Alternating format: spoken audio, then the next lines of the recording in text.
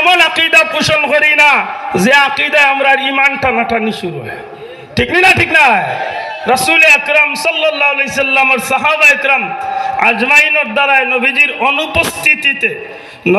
অনুপস্থিতিতে এই জমিনে দিনের কাম চলছে না চলছে না? দয়া করে মাত্রই চলছে না চলছে না? চলছে।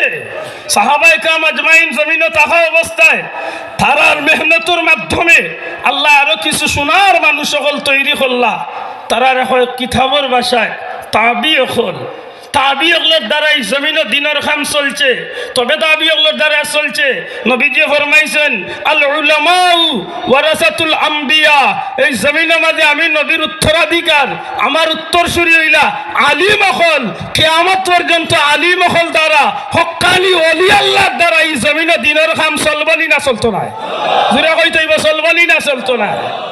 ওলি বলতে কি বুঝি? আমার বড় কষ্ট লাগে। গত কয়েক মাস আগে এক কুলি আরম্ভ হয়েছিল মাজার ভাঙ্গার। এবারে মরি গেল, আখটা শুনলাম এক বেটা মরি গেল। কইলাম রে মানুষটা মরল কেনে? কয়েকদিন বাদে খবর প্রচার হইল কিতা বলে চাচা মাজার ভাঙ্গার লিডার আসলার বিনগুলি আর পাইছে না, টানরে গিয়া খাম লইছে। জীবনে বহুত বিনগুলি মানুষের খামলাই রইলে মরতে শুনছিলাম, নৌ ফেলা শুনলাম মরল। সময় তো হাজিরিন